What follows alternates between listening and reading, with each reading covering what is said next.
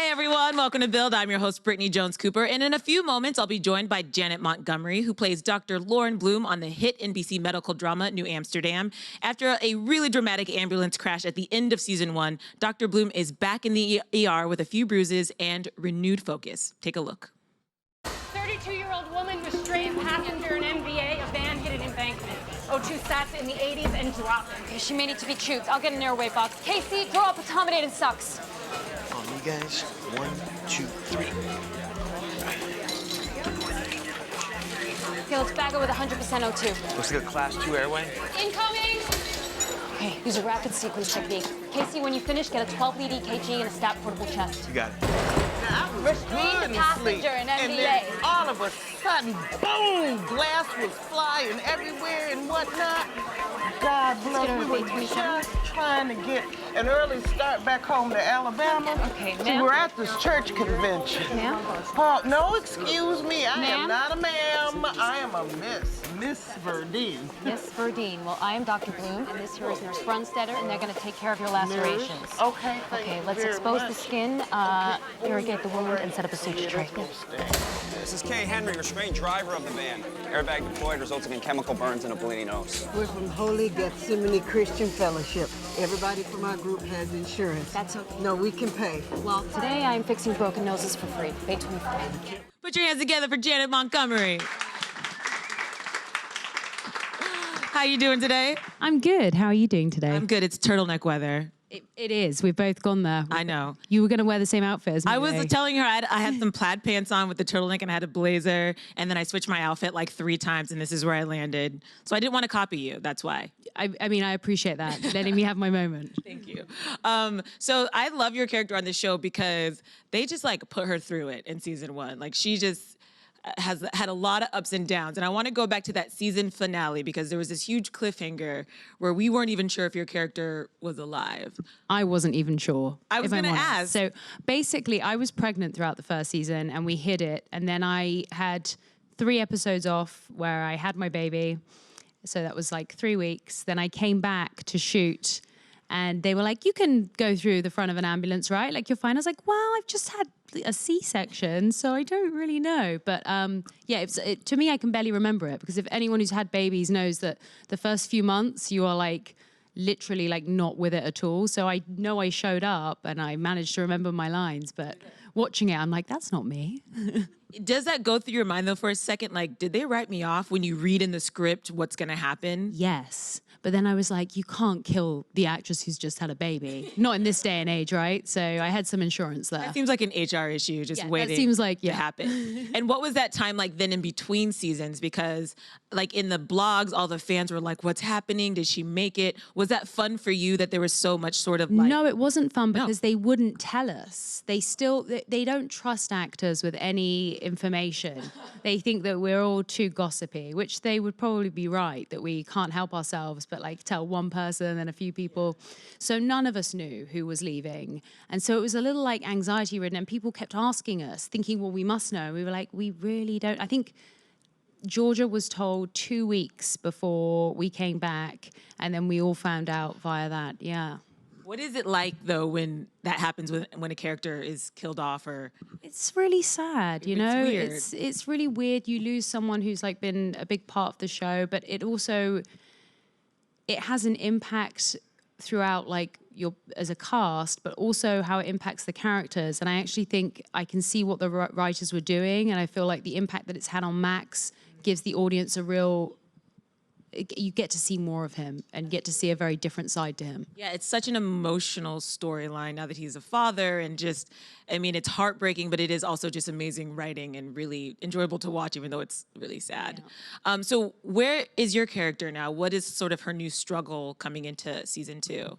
Well, she sort of went through this great arc, season 1, of someone who was taking prescription pills for her ADHD. She began abusing them. She then began abusing different pills, and then she was accosted at work and had to take time off, went to rehab, came back, wasn't sure. She really was struggling to see how she could do her job whilst also being a recovering addict. But what happened at the end of the season was her saying, okay, I'm going to come back. And then there was this terrible ambulance crash and she went through the front of the ambulance. So you pick up season 2, 3 months later, and she is not in a good way. Like, she's broken her knee, her tibia, and she needs to have this operation, but she's trying to manage it without pain pills because she's so afraid of getting back on that cycle again. And I think that's something that a lot of people can relate to. And right now, she is sort of waiting. I think last night's episode was the episode where she's trying to find out whether she can have this operation without taking pain pills. She has found other more creative ways to relieve her pain. Yes, she has. I like that she has a love interest because she's so the job. She works so hard. Is it love? Well, is it a love interest? Look, whatever it is, I'm happy that she has that. So what is it like for you to explore that side of her as a character and her to kind of be in this, physical relationship that could be something more? Well, I think it's a very interesting dynamic to go through what she's been through. I mean, alcohol and some drugs are like a social lubricant, right? So if you're coming back, you're basically being reborn as a person if you've done 3 months sobriety and your interactions. When we first met Bloom in the first season, she was like, want to grab a drink? She was really like confident. That was like her, hey, let's go have a drink. I don't really mean a drink. So she's different this season. And I really feel like she has a repertoire with Ligand. They've known each other for a long time. You sort of pick up in between that story. But I think that last night she figured out that she really is a true addict because she's just replaced one addiction with another addiction. So how do you kind of grow from that? I think it's really an evolution of this character. And this season, I'm really excited to see what comes next for her. Is that extra fun for you to have a character where you have like whole seasons to really kind of continue to uncover and develop? I mean, you had whole season 1, you have whole season 2. That must be nice and very different than doing like a film. I've always loved television. For me, watching television as well. I like watching things grow. I don't necessarily feel like I respond so well to knowing there's a beginning, middle, and an end. There's something really beautiful about not knowing when something is going to end and things being able to be fleshed out. And there's so much right now, like the show is doing well. So hopefully we do have like more time, but you do feel like you can take your time with it because we do 22 episodes as well. So we're like, this is a slow burn right now of where she's going to end up. And what's beautiful about a show like this is they can just drop little nuggets. They can reveal things about their history. And then come back to it. And then come back to it episodes later, which I just love when they make those ties because your character's history is just very complicated and there's so many different places her future could go based on what we know about her past. Yeah. This season you're using a cane and you have to wear a boot. So physically as an actor, how fun is it to get to play with these props and sort of... It's horrible. I hate it. I hate it because so much of what really works for me with Bloom is this speed. She's the head of the ER department, and actually, I feel like what it's given me is her frustration at not being able to move around at the speed that she needs to. Someone comes in, we need this trauma under, and then I have to hobble along, and I'm like, oh, for Christ's sakes, you know what I mean? It's like, but it works for the character because that's, I think, how she feels. But yeah, it's hard. It's a little annoying. I have like phantom boot. Like if I've been wearing it for a long time, I take it off and it feels like it's still on my leg.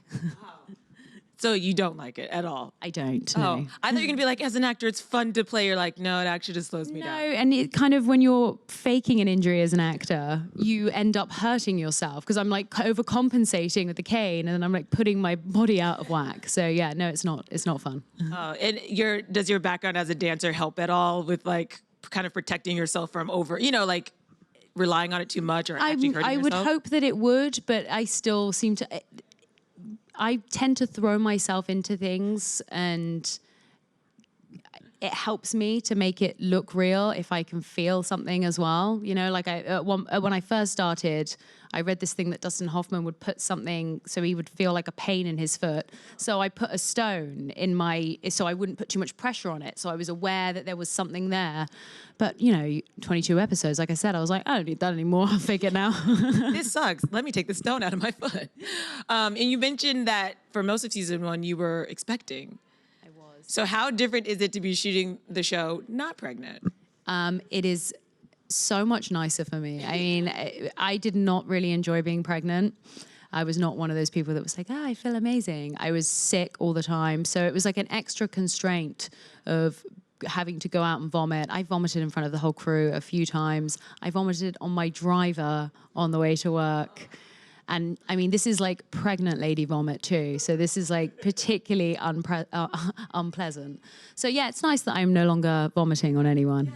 Such a perk of the job. It really is. I think I saw one of your Instagrams where you were sort of saying though, like you were pregnant and you're interested, like if your baby girl like fed your performance at all, if this is going to be a different character because you're a different woman now. Yes, and I really, because she was there with me throughout that whole season, like inside me, I feel like she probably did give something to my performance. And one thing I really noticed is the more pregnant I got, the less vanity I had, because honestly, you just don't feel good, so you feel like you look like crap. So my acting had a freedom. There was no, I was just like, whatever, like just leave me alone, like let me do my job, and I kind of liked that. For your delivery, did any of the doctors or nurses like recognize that you were on New Amsterdam? Or was there any sort of conversation about you being a TV doctor? There was. So I think it's a good testament to the show that a lot of medical professions really like it and want to watch it. So that feels quite nice.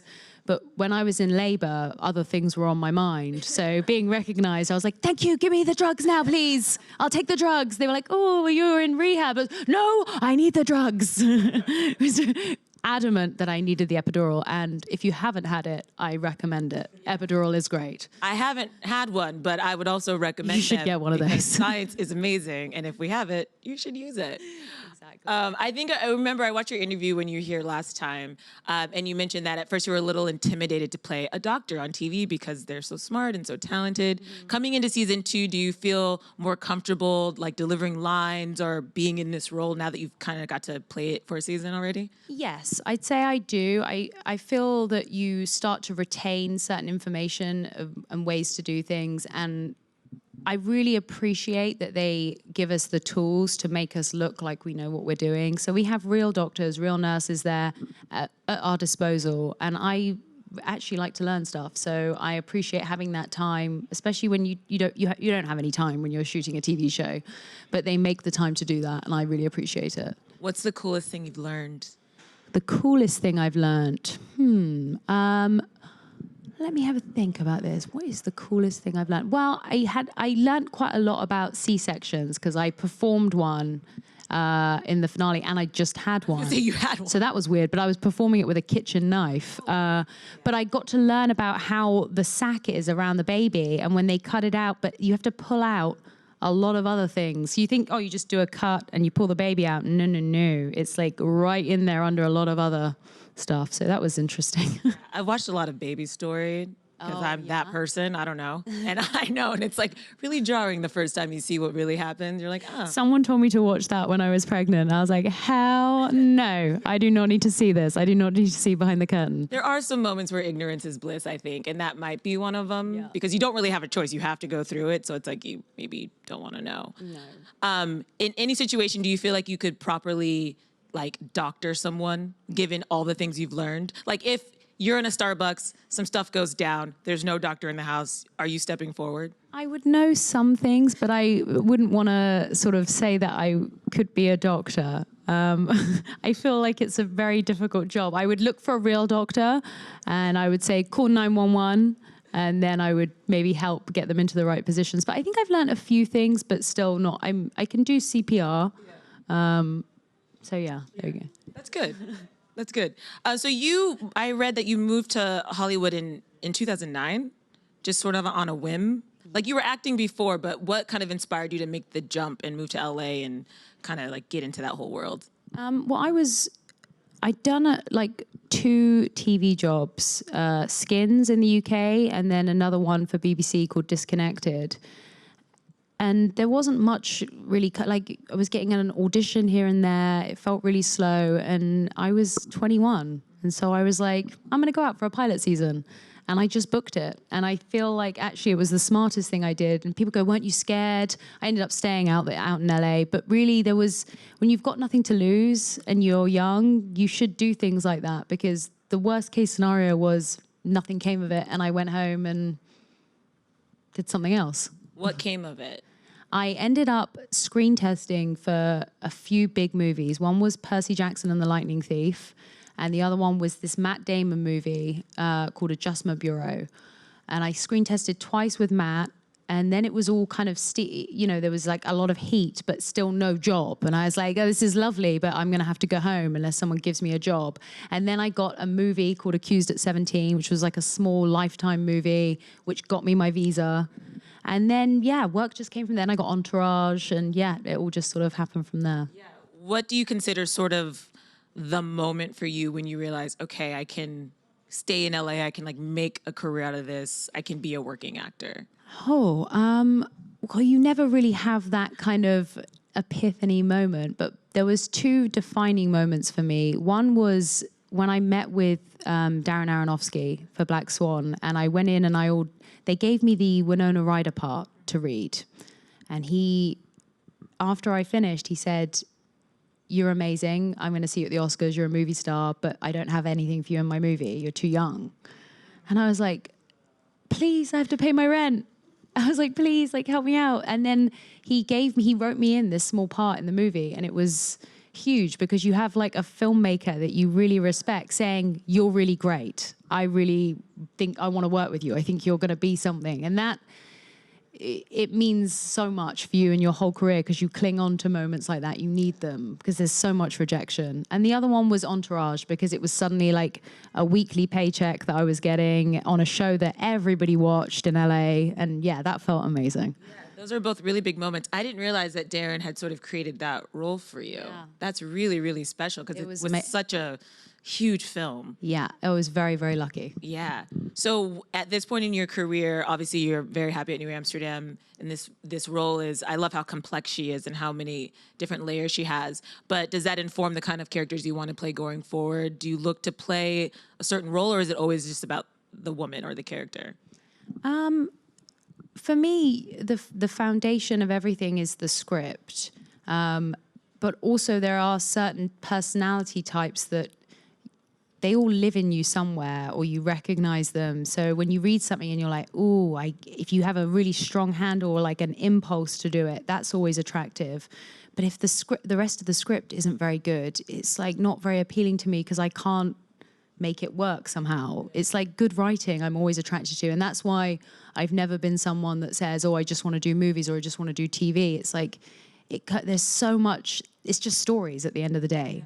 And so wherever that story is shown, if it's a good story and it's well written, then it's something I want to be a part of. Absolutely. Yeah, that makes a lot of sense.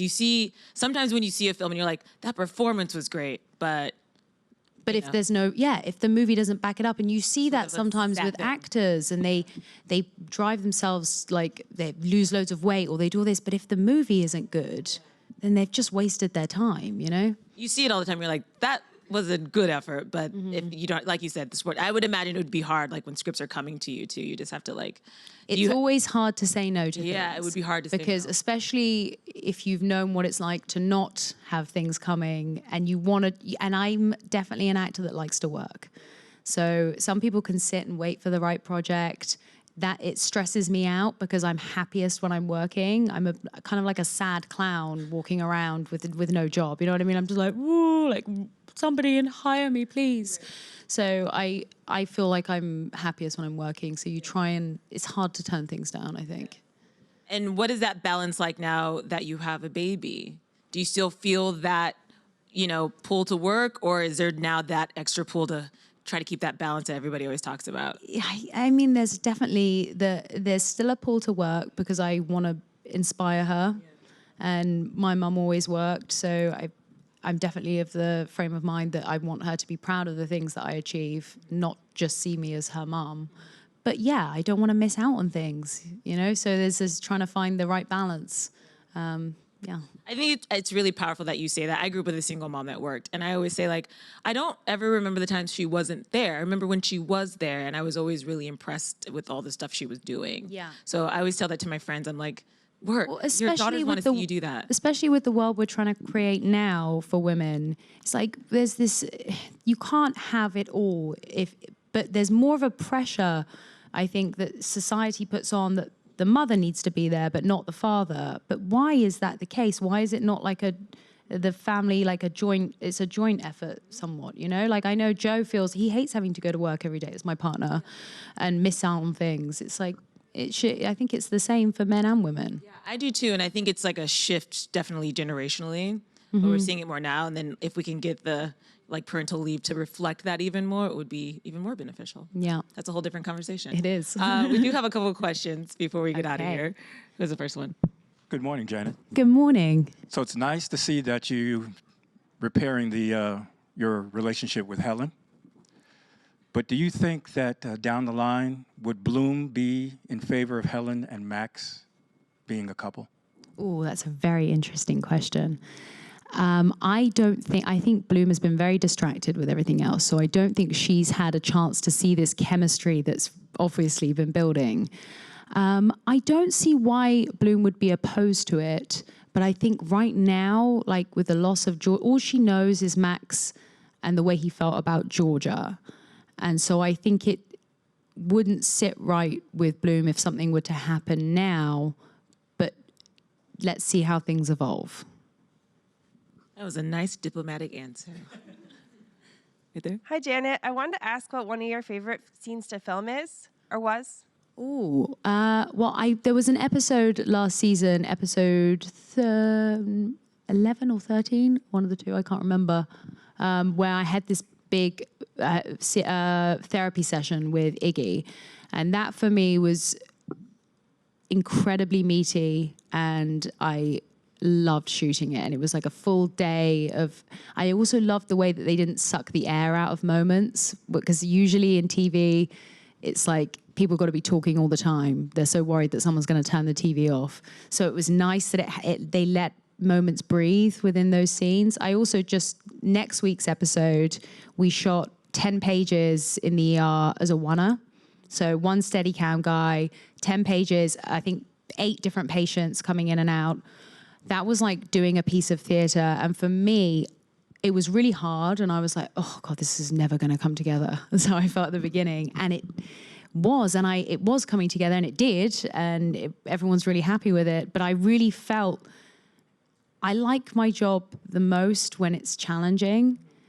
Even if sometimes you're like, oh, I'm not up for this today. It just makes it more enjoyable for me. And I think most people feel that way. So I'm really excited for you guys to see that. And I think watching everyone come together, the AD departments, even the supporting cast, it required everyone to be on it. Because if you mess up 3 minutes in, then thanks a lot. So the concentration was like beautiful. What was the prep time for that? Because that's a lot of choreography. So how much rehearsal did you do? We had the script like a week and a half before. We came in the week before everyone's holding their scripts to talk about it, try and block it. Peter Horton, who directed it, he had like written our names on paper, said, you're going to go here, this is going to happen here, which was great because it was like looking at a model version of everything. And then we came in on the day to shoot it, and we rehearsed all morning. And then we did 6 takes. And yeah, I think that I was so nervous about the last line. Because when you get to the last line, you're like, you can't help it. Your brain goes, oh my God, we've nearly done it. And then you're like, oh, and I screwed it up like twice. I was like, no, I screwed up the last line twice. But we got it. We got it in the end. You hit the nail on the head. Sometimes all I have to say is thank you. And I'm like, thank you. You're like, if you've got a big piece to get through, you're like, oh, I'm right at the end. Screwed it. And you have everybody on set like, we've done this 5 times already, Janet. Well, I can't wait to see that. That sounds really exciting. You gave us like a good nugget to look forward to. Yeah, I'm excited for you guys to see it. Yeah, thank you for joining us today. And you guys can catch New Amsterdam on Tuesdays at 10 p.m. on NBC. Put your hands together for Janet Montgomery. Thank you, guys. Thank you.